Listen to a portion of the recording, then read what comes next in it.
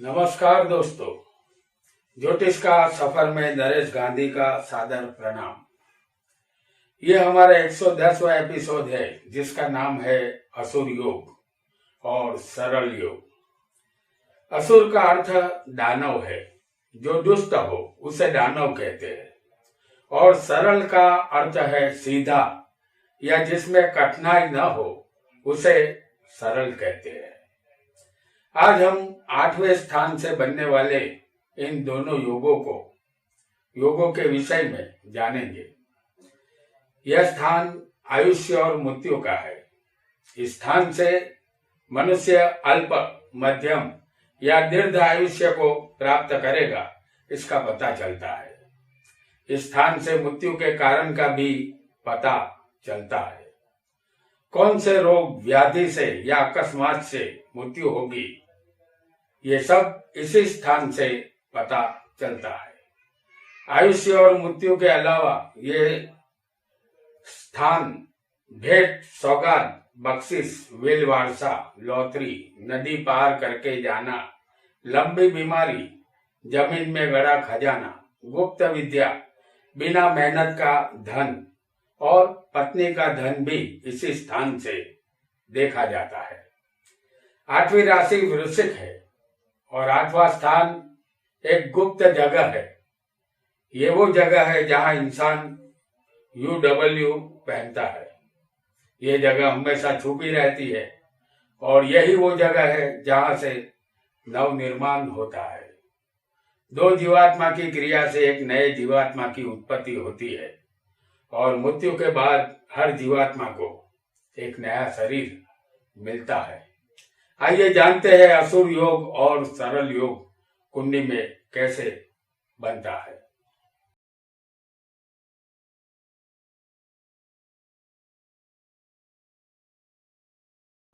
इस कुंडली में हमने कोई भी राशि नहीं लिखी है, सिर्फ लग्न लिखा है। पहले जानते हैं असुर योग कुंडली में कैसे बनता है। 8वें स्थान में शुभ ग्रह हो, उसे एक शुभ ग्रह देखता हो और 8वें का मालिक केंद्र त्रिकोण में बलवान हो तो असुर योग का कुंडली में निर्माण होता है। जैसे हम आपको यहां दिखा रहे हैं मिथुन लग्न की कुंडली। 8वें जो राशि आएगी वो मकर होगी। यहां मकर में हम आपको शुक्र को दिखा रहे हैं और दूसरे स्थान में जो राशि आएगी वो कर्क राशि होगी, जहां गुरु बैठा है। यहां एक शुभ ग्रह 8वें मौजूद है और दूसरा शुभ ग्रह गुरु इस शुक्र को कर्क राशि में बैठकर देख रहा है। अब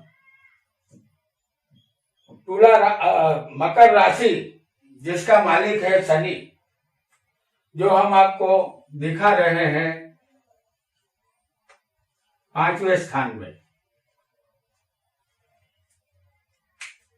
ये तुला में उच्च का शनि है।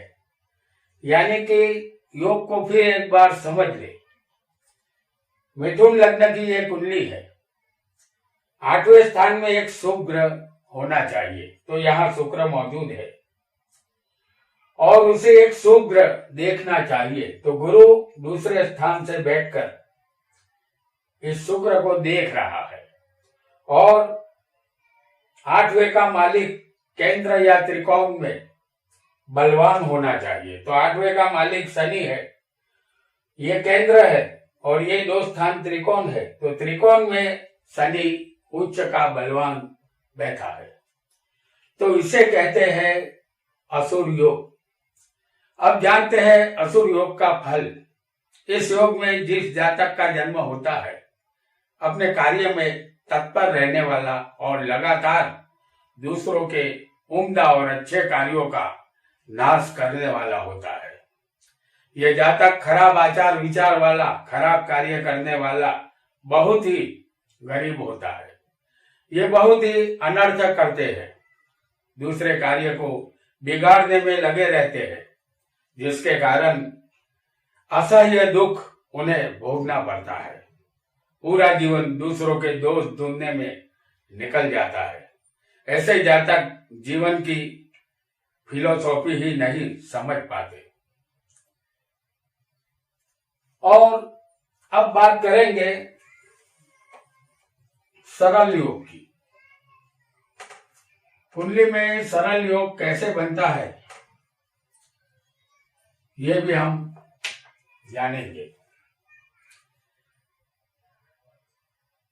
सरल योग भी 8वें स्थान से बनने वाला योग है। सरल एक राजयोग है और इसे विपरीत राजयोग भी कहते हैं। 8वें एक पापी ग्रह बैठा हो, उसे एक पापी ग्रह देखता हो और 8वें का मालिक 6, 8, 12वें बलवान हो तो सरल राजयोग बनता है। आइए जानते हैं, हम आपके सामने एक कुंडली बना रहे हैं सिंह लग्न की, और 8वें जो राशि आएगी वो मीन राशि होगी, गुरु की राशि। और यहां पर बैठा होगा शनि।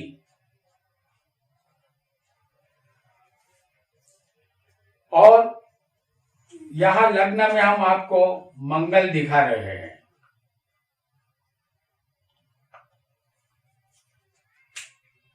मंगल की 8वीं दृष्टि होती है जो शनि पर आ रही है, तो ये मंगल शनि को देख रहा है।